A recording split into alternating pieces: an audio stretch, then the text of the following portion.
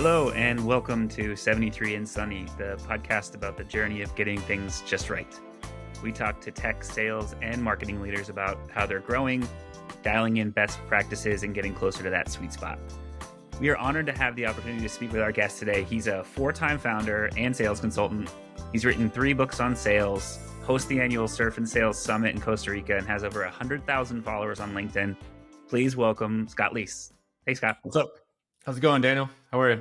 So well, thank you. I appreciate you coming on. I should say, first of all, it's not 73 and sunny in San Diego. It's like one of the days of the year that it just pours rain and it's miserable. So we are nowhere near that sweet spot today, Scott. Neither am I, man. It's actually been pouring rain in Austin, Texas today. So we've got the same thing going on. Fair enough. I invited you on the show because you're a prolific content creator on LinkedIn. I'm sure you're other places too, but that's where I see you. And so I really wanted to have you on to talk about insights into sales and revenue generation. Do you want to start with where you came from and how you got into content creation? Yeah, I actually got started with it essentially as a recruiting tool for myself. Um, I've been a head of sales, VP of sales, whatever you want to call it, 6 times over the years, and had offices all across the country, different geographies and whatnot.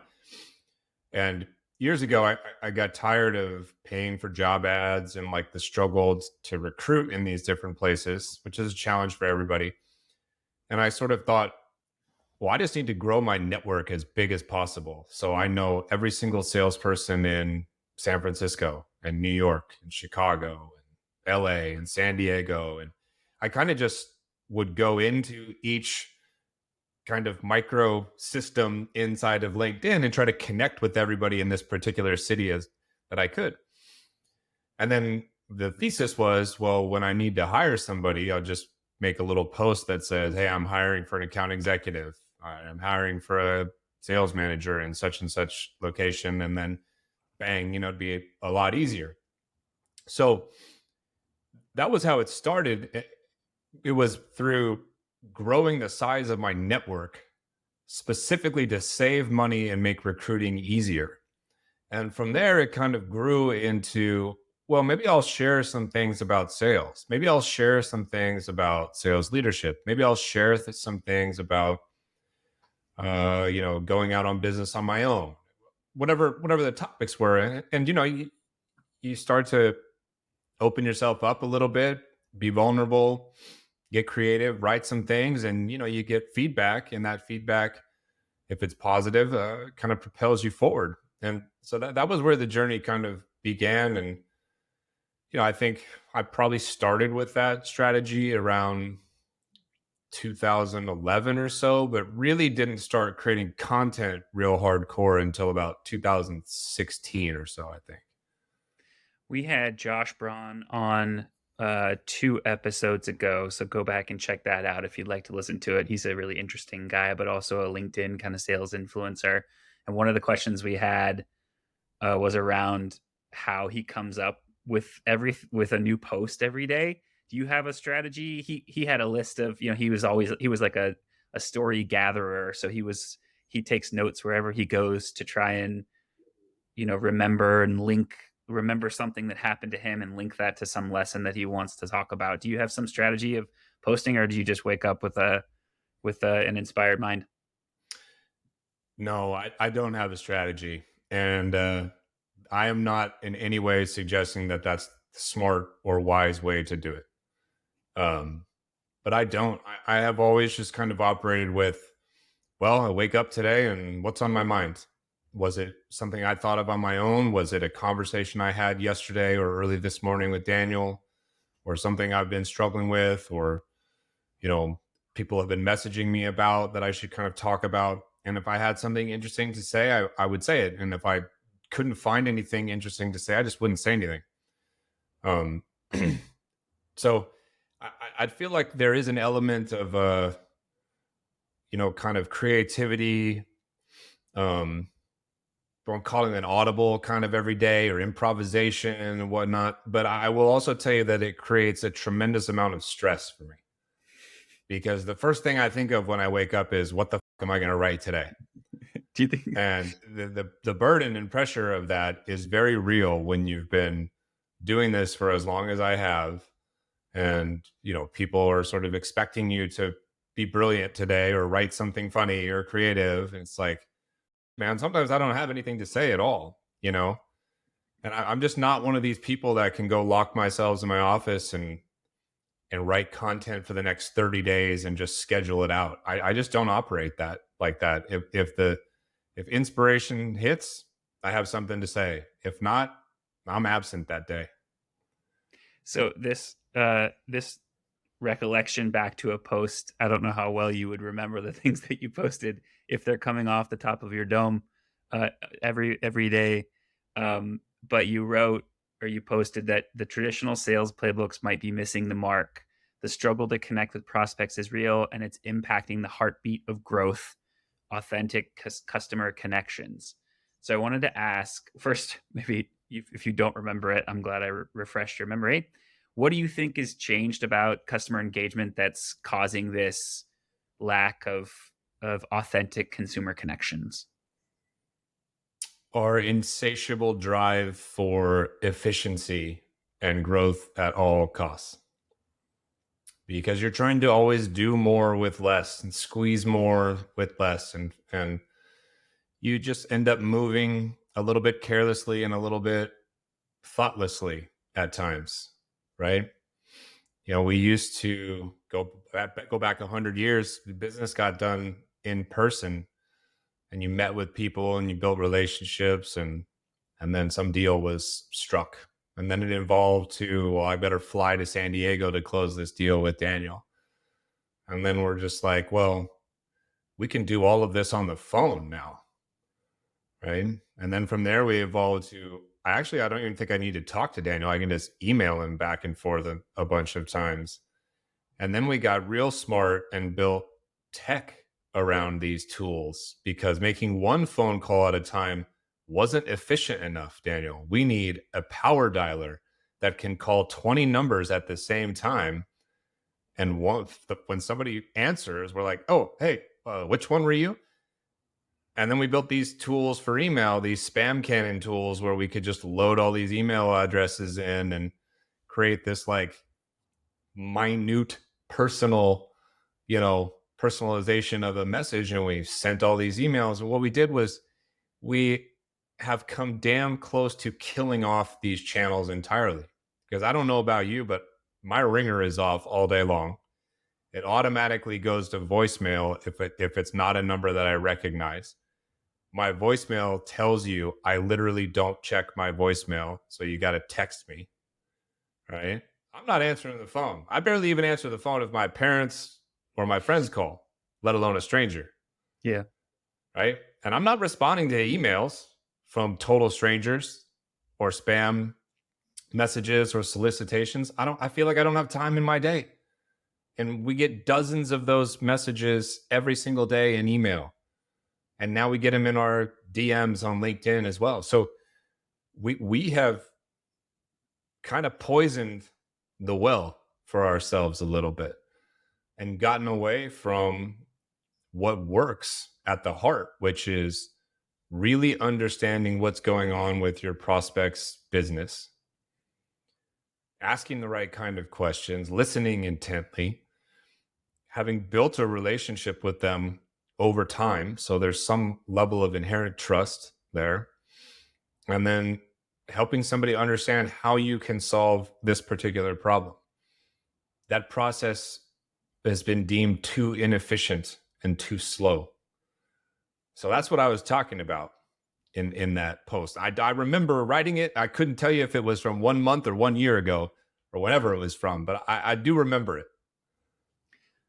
Well, it's, I guess, not paradoxical, but it's ironic in some ways that what was that now that you have to focus on doing your research and finding out rather than blasting 1,000 people, the only way you're ever going to get a response is by doing legitimate research and looking into, what problem you might be able to solve, and then finding the right person who would solve that problem. And it's very, you have tools now, but the task is not small if you really want to get something answered to. But all of that research could go to waste because you're using a channel via email that's poisoned with all of the thousands Yeah. of junk. And so I wonder, when you go into, you're a consultant. I'm sure people call you in and say, hey, open up their trunk and say, tell us what's wrong, and or open up the hood and tell us, what are we missing here? What's going wrong? Why aren't salespeople being successful? Is engagement one of the things that you look at? What are you looking for in terms of how outreach? Because I'm sure that's one of the big questions. The sales team saying, "Hey, we're not able to get in touch with people. What should we do?" What's your answer? Yeah, as far as outreach goes, there's really two things.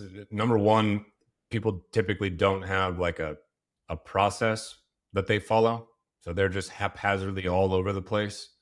A little bit of this, oh, I better try that other thing, and then they try that other thing, and you know, no two no two pitches sound the same ever. They don't demo the product the same way. They make 5 calls one day, 45 the next day, haphazard, scattershot kind of thing. So the lack of a process is almost always inherent in these early stage companies that I typically work with. And the second thing is they just don't take advantage of all of the different channels that are out there. So they'll be too email dependent or too phone dependent, and they're not doing stuff like utilizing a kind of referral and partner channel, nearbound kind of approach. They're not utilizing video. They're not utilizing social. They're not playing the long game and sort of like connecting with people on different social platforms and engaging with their content and sort of slowly over time waiting for a little bit of rapport to show up and then saying, "Hey, Daniel, I saw you posted this thing the other day. We actually solved for that, man. If you ever want to talk, let me know."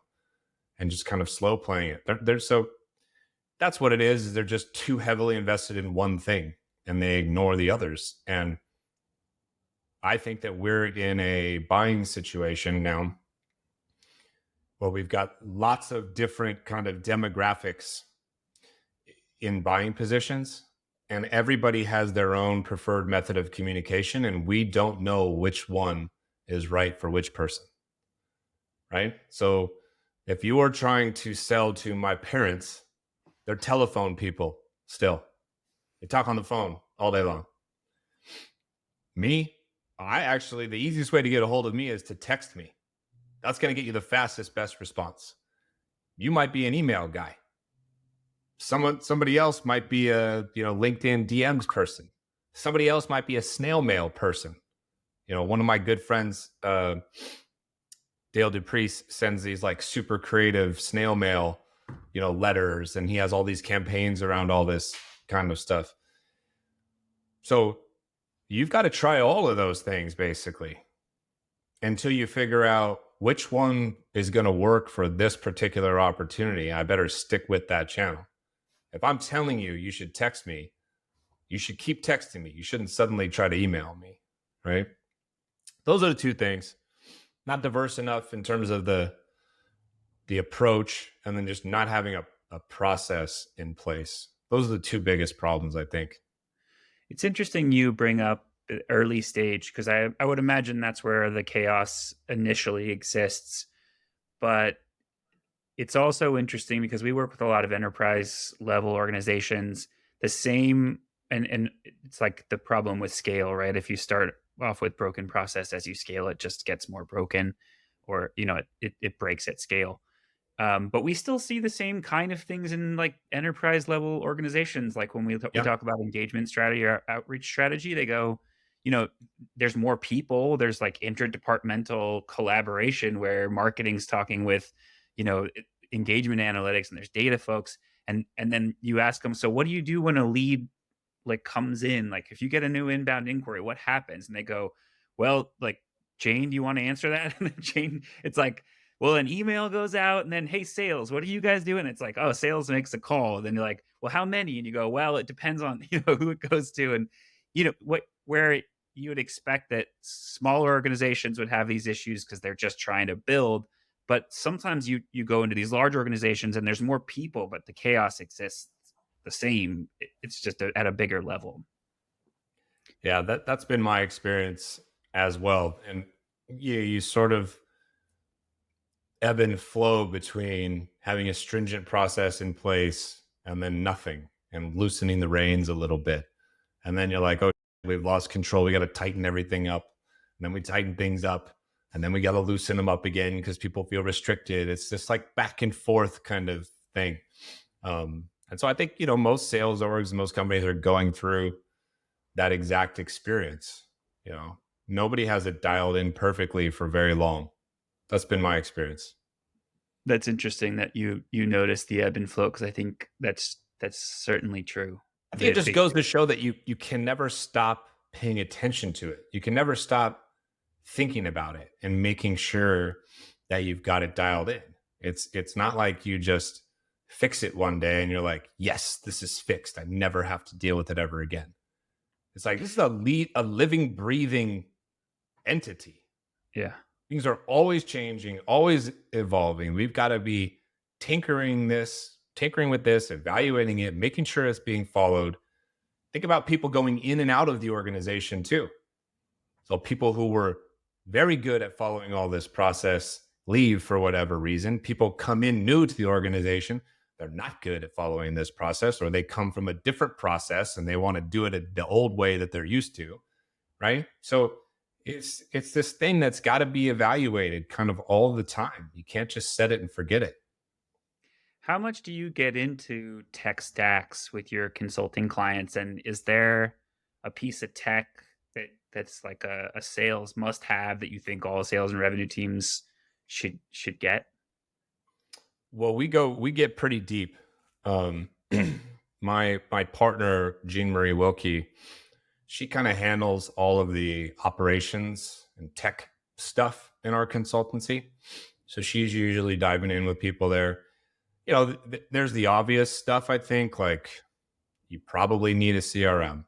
That's probably a must-have, right? Which one you use, I don't really care, but you should probably use one, right? Then you've got to have leads from somewhere. You've got to have some kind of data. Who am I supposed to call? I think if you have no list and you're making salespeople scour the internet, creating their own lists, that's, 1995 called and wants wants their strategy back. So, again, which data provider? My experience is it's completely different. The accuracy of the data and the experience from one company to the next. Daniel and I, we both buy Zoom Info. We sell to two different segments. I love it. I think it has good accuracy, and you're like, this is the worst tool ever. Yeah. So you go use, some other one, Seamless or whatever, and the experience flips. So don't really care which one, but you got to have lead list of some sort. And then you probably at this point you need some sort of like coaching, tool, some method to give and receive feedback, to listen to calls, to hone in on certain parts of calls that are problematic rather than having to listen to the whole 45-minute demo. So that's conversational intelligence stuff. Do you still need an engagement platform, a sales loft, an outreach type of thing? I think for the last 10 years, people have been like, yes, that's a must have, top 4 must have. Now people are maybe like, I don't know, because nobody responds to email really anymore. So do we really need it?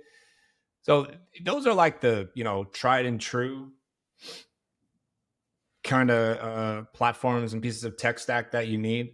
And beyond that, everything starts for me to get real into nice to have stuff. I'm not somebody that thinks you need to have 20 pieces of tech. I came up in a world that had nothing. So, I know it can be done without it a little bit. So I, I think you just have to make sure that whatever tool is being utilized by the company is actually being used appropriately by everybody there. If you've got four pieces of tech and there's 50% adoption, adding a fifth tool is not going to help very much. Yeah, that one of the most common things we would hear when we first started working with, especially, so we come from the real estate and mortgage world, and everybody's running like independent businesses. And the most common thing when you'd ask what what CRM are you using, and they would say, well, I've got three. You go, well, why I use this one for scheduling and I use this one for X, and the company gives me this one, and I don't really log into it, and I've never, I don't use it much. And it feels almost like a diet in some ways, where you're prescribing something to someone. It's like if you don't get them onto it, it's just not going to do any good. Yeah. Um, so I know that it's more high adoption with a lower amount of tech is better than the reverse.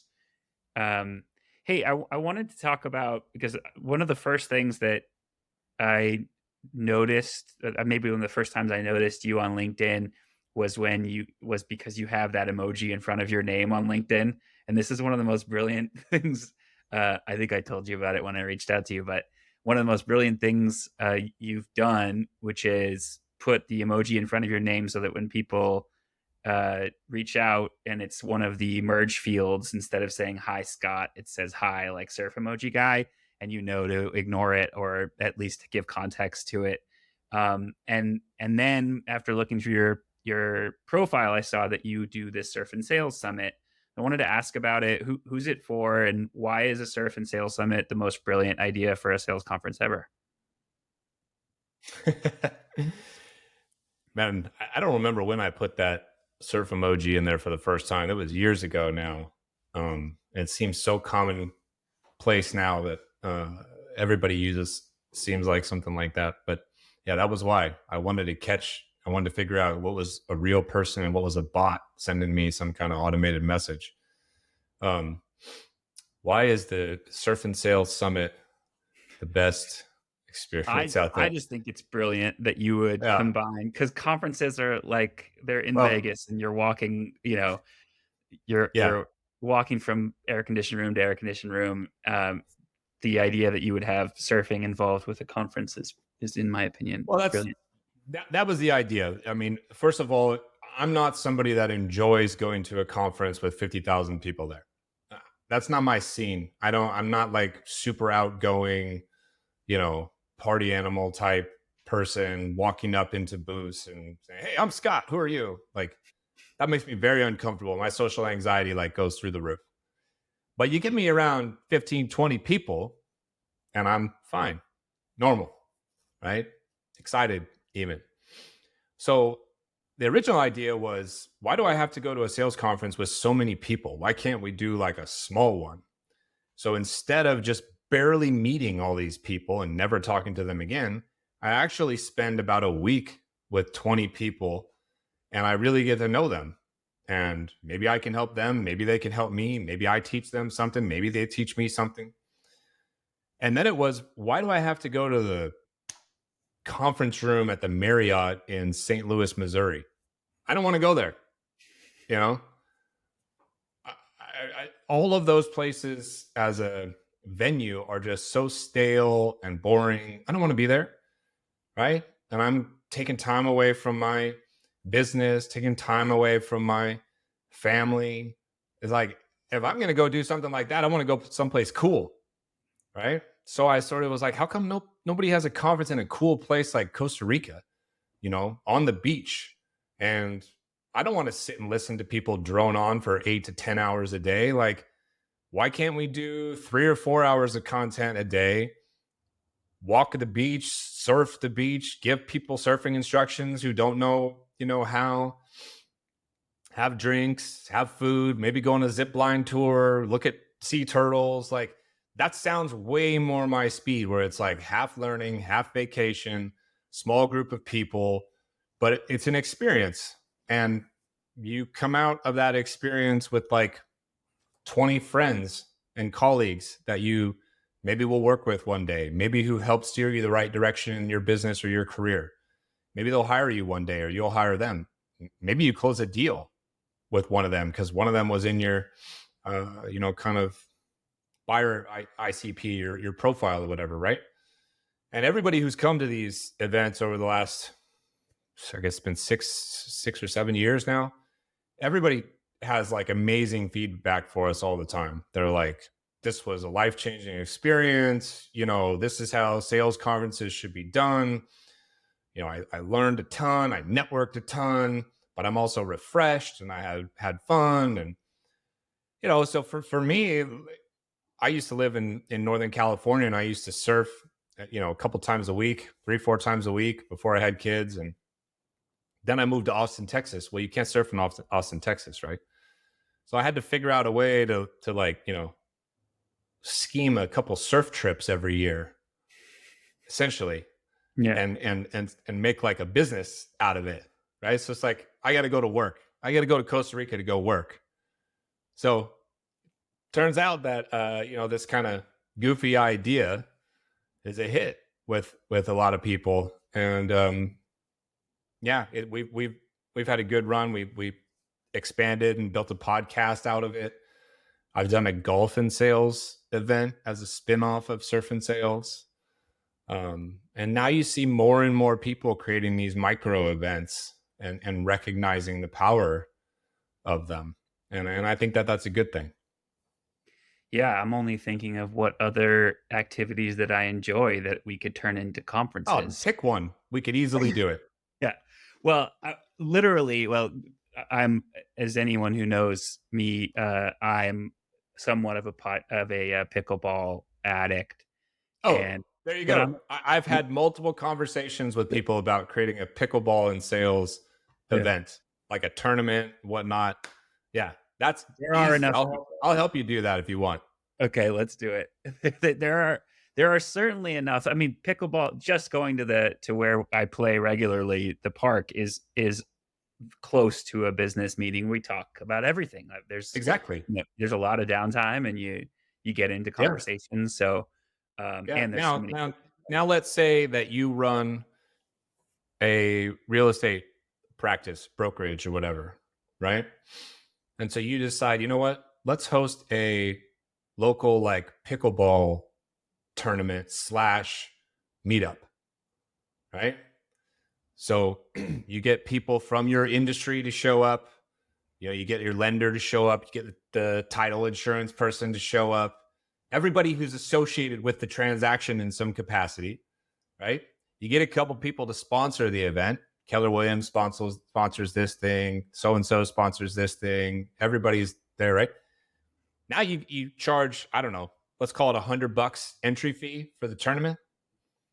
All of a sudden, man, if you get 100 people paying you $100, that's $10,000 in entry fees. Maybe you made another $10,000 in sponsorship fees. You got 20 grand. The venue probably is not going to take very much of a cut, in my experience. I did some research on this. They don't ask for very much, right? So not only could you throw this event, which would be a great time, you'd be able to network with all these different people who may or may not want to buy or sell a house now or someday. You capture the lead list of all these people because you've got all their information on the entry fee, right? They are networking with each other. So you've got the long tail possibility of you making revenue off of it. And in the near term, you just made yourself 5 figures plus for the weekend. That's essentially the surf and sales model, but applied to real estate and pickleball. And you gave it all away here on Yeah. here on the here on the I mean, 73 podcast. the model works really well for things that are free or cheap. Yeah, If you think about surf and sales, I don't have to pay for access to the facility yeah, because the ocean is free. yeah, Pickleball, okay, we got to get courts, right? Or golf, when I did golf and sales, we got to pay green fees. I have people hit me up for 7 years now who say, you've got to do one for snowboarding and sales, skiing and sales.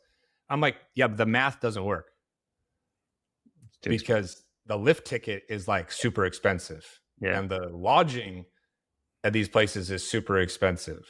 So there's ways to like do it free and cheap and easy, right? Pickleball is relatively inexpensive. Imagine you did cycling. Everybody brings their bike. You just go for a ride or you Yeah. go for a run if you're a runner. Oh, it's an interesting model. The pickleball one has been explored before. I've gotten close to executing it a couple times, but I've yet to do it.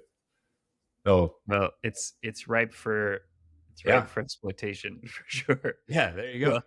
Well, and I may hit you up about that after this, but for now, thank you so much, Scott, for joining us. It was extremely generous of you to come on. Please follow Scott Leese, buy one of his books, consider attending the Surf and Sales Summit in Costa Rica, or consider attending one of his other, or the pickleball coming to you soon, the Pickleball Sales Summit. Anything else to plug, Scott?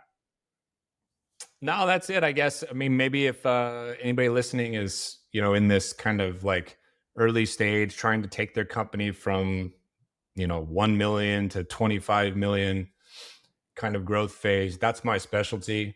I've worked with hundreds of companies over the years.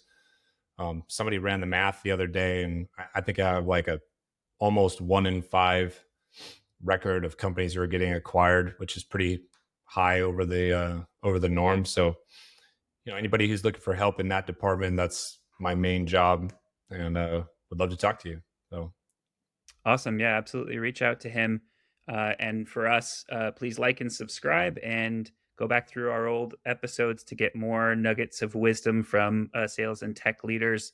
For this episode, thank you very much for being here, Scott. And thanks for listening to 73 and Sunny. thanks, man. Appreciate it.